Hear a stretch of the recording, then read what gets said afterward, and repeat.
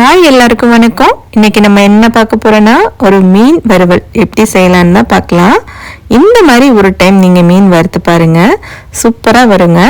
இதுக்கான மசாலாவை நம்ம வீட்டில் உள்ள பொருட்களை வச்சு தான் அரைக்க போகிறோம். எளிமையான முறையில் தான் அரைக்க போகிறோம். இந்த மசாலாவுக்கான பொருட்கள் என்னென்னு பார்க்குறதுக்கு முன்னாடி நம்ம சேனலை ப்ளீஸ் சப்ஸ்கிரைப் பண்ணிக்கோங்க. அப்படியே இந்த வீடியோக்கு ஒரு லைக் போட மறந்துடாதீங்க. இந்த மசாலாவுக்கு ஒரு 7 சின்ன வெங்காயத்தை எடுத்து வச்சுருக்கேன், நல்லா உரிச்சிட்டு. ஒரு 8 பல் பூண்டு நல்லா உரித்து வச்சுருக்கேன். ஒரு துண்டு இஞ்சி எடுத்துருக்கலாம், அதில் தோல் சீவிட்டு எடுத்து வச்சுக்கணும். 1 ஸ்பூன் முழு மல்லி எடுத்து வச்சுருக்கேங்க. ஒரு 1/2 ஸ்பூன் மிளகுத்தூள் இங்கே நான் எடுத்து வச்சுருக்கேன். ஒரு 1/2 ஸ்பூன் சீரகத்தூள் எடுத்து வச்சுக்கலாம். கொஞ்சமாக கருவேப்பிலை எடுத்து வச்சுக்கலாங்க. கொஞ்சம் புளிங்க, இந்த அளவு எடுத்து வச்சுட்டா போதும். இதை எல்லாத்தையுமே நம்ம ஒரு மிக்சி ஜாரில் போட்டு கொஞ்சமாக தண்ணி சேர்த்து நல்லா அரைச்சி இந்த பதத்துக்கு அரைச்சி எடுத்துக்கலாம். உங்கள்கிட்ட புளி இல்லைன்னா நீங்கள் கொஞ்சமாக லெமன் சேர்த்துக்கலாம். இந்த அரைச்ச விழுதில் ஒரு 1/2 டீஸ்பூன் மஞ்சள் தூள், 1 டேபிள் ஸ்பூன் காஷ்மீர் மிளகாய் தூள், கொஞ்சமாக உப்புங்க சேர்த்து நல்லா மிக்ஸ் பண்ணிக்கலாம்.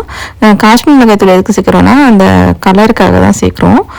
அடுத்து கொஞ்சமாக ஒரு டேபிள் ஸ்பூன் கார்ன்ஃப்ளவர் மாவு எடுத்து நல்லா மிக்ஸ் பண்ணிக்கலாம். இது எல்லாத்தையும் நல்லா மிக்ஸ் பண்ணியாச்சு.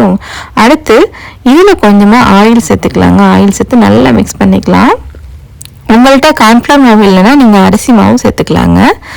அடுத்து கொஞ்சம் கொஞ்சமாக தண்ணி சேர்த்து நல்லா இந்த மாதிரி நல்லா மிக்ஸ் பண்ணி எடுத்துக்கோங்க. ரொம்ப தண்ணி சேர்த்த வேணாம், கொஞ்சம் கொஞ்சமாக தண்ணி சேர்த்து இந்த பதத்துக்கு நம்ம நல்லா கலந்து வச்சுக்கணும்.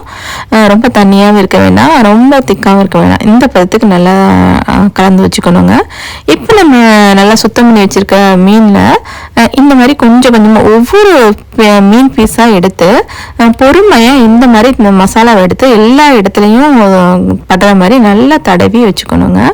ஒவ்வொரு மீன் பீஸையும் எடுத்து பொறுமையாக நம்ம தடவி வச்சுக்கணும். அப்படியே எல்லாத்தையும் போட்டு பரட்டாமல் ஒவ்வொரு பீஸாக எடுத்து இந்த மாதிரி பொறுமையாக நம்ம தடவி கொடுத்து வைக்கணும். அப்படி வச்சாதான் நம்ம மீன் நல்லா டேஸ்ட்டாக இருக்கும். மீனில் ஃபுல்லாக நமக்கு மசாலா இறங்கும். எல்லாத்துலேயுமே நம்ம இந்த மாதிரி நல்லா ஸ்ப்ரெட் பண்ணி வச்சாச்சு.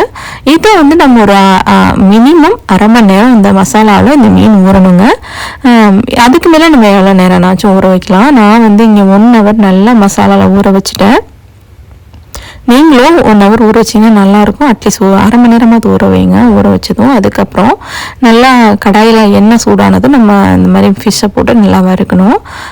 உடனே ஒரு ஃபிஷ்ஷை போட்டு உடனே நம்ம திருப்பிடக்கூடாது.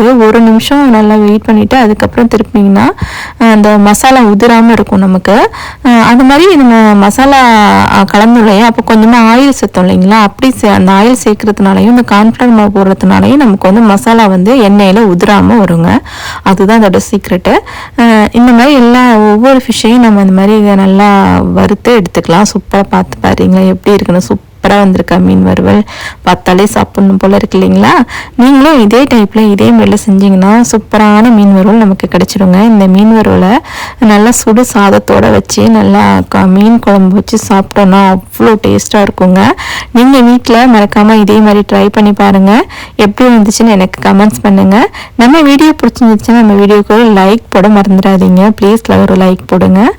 அப்படியே நம்ம சேனலில் ப்ளீஸ் சப்ஸ்கிரைப் பண்ணிக்கோங்க. நெக்ஸ்ட் வீடியோவில் பார்க்கலாம்.